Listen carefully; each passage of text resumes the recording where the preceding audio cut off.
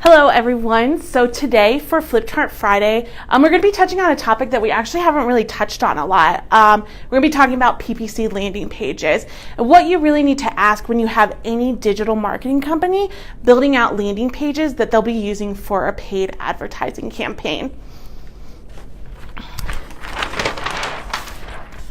So the first thing that you want to look for and you want to ask about is that above the fold experience. And what I mean by that is when you click on that ad and that landing page is the first thing that pops up, you want to make sure that the first thing that people are seeing, that experience that's above the fold, is good for that customer or potential customer of yours.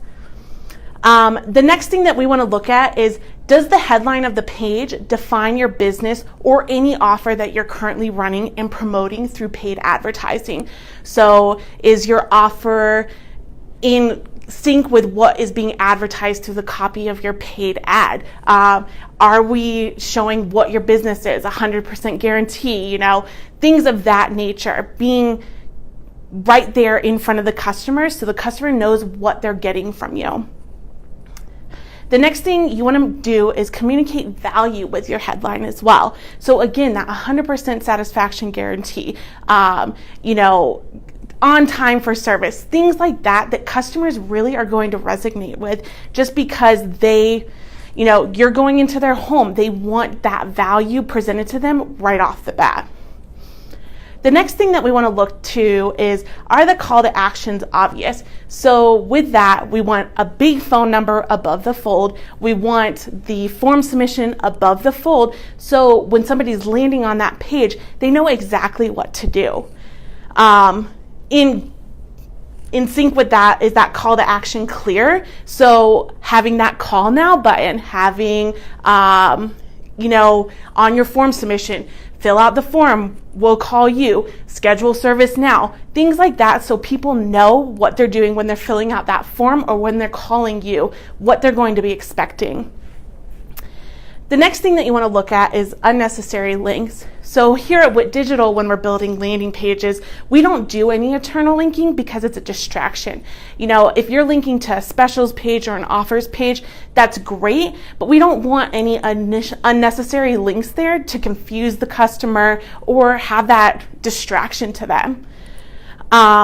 The next thing is distracting elements. So a landing page is built to convert. That's really what we want. We want that phone call, we want that form submission. So distracting elements like pop-ups or gifts, things like that, is only going to distract the potential customer that lands on that landing page. So we like to keep them clean, simple, have those call to actions that we want on them.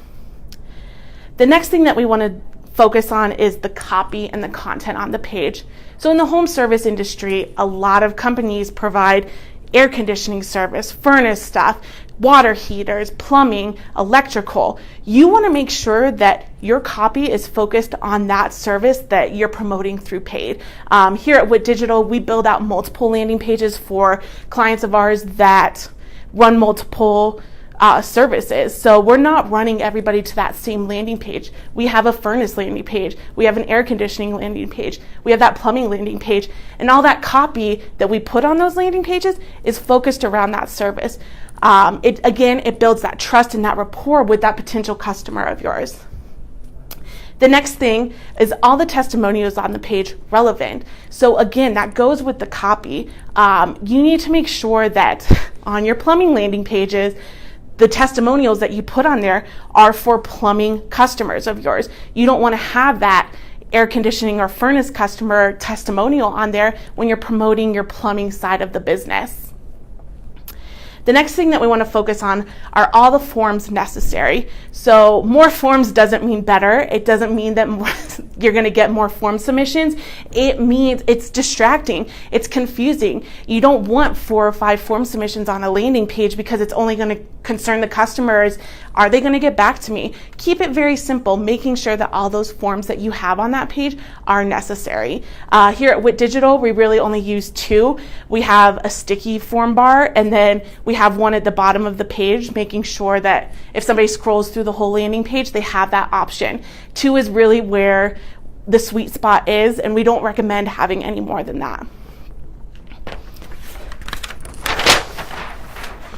The next thing is fairly simple, a page title. So when you click on a website or an ad, anything like that, when you're in that tab, you'll see a title of the page. Pretty simple, but it's something that gets overlooked a lot just because it is a landing page. But with customers and clients, they like that consistency, and again, they want to see that. So if you don't have a page title, or you have a weird page title that isn't even relevant to what you're doing, again, it's going to have that little bit of distrust that's going to be put into that potential customer of yours. The next thing is, are all forms and buttons tested? So you need to make sure that you're testing those forms on that page, and make sure that they're going to the email address that you want them to go to. We've heard stories time and time again to where, people weren't getting form submissions because they were going to the wrong email address, and you're missing that potential customer. So testing those out prior to setting them live is huge. Again, also testing those buttons. You could put a button in there and forget to link it, and it says click here, and people are clicking on it. And if it's not going anywhere, that confusion and that distrust will build with that potential customer. The next thing, pretty simple, but something that is, again, often overlooked, is proofreading that content. You want to make sure that you don't have any spelling errors. You want to make sure that it's grammatically correct. Again, something that's so simple, but it is something that tends to get overlooked. Making sure that your landing page is mobile optimized. So this is huge. Running paid campaigns here at WIT Digital, a majority of our clicks, a majority of our conversions are coming from mobile. So that landing page needs to be mobile optimized. If it's not, it's going to make for a really poor user experience. You need to have call to actions on that landing page, on the mobile landing page. So a click to call button is huge to have on those, and making sure that when somebody's looking you up on mobile, they're able to get in contact with you easily and quickly. And then the last thing, will this page make your customers feel like this is for me? You need to build that comfort, that trust, that rapport with your client or potential client and customer through this landing page. So again, with all these actions that we had talked about previously, that's really what we need to do to making sure that your potential customer for using any of your services is comfortable, and that they're going to pick up that phone and call. So that's it for this Flip Chart Friday. If you have any questions, feel free to reach out to us. We are experts at building landing pages, and we'd love to help you guys out. Have a great weekend, everybody.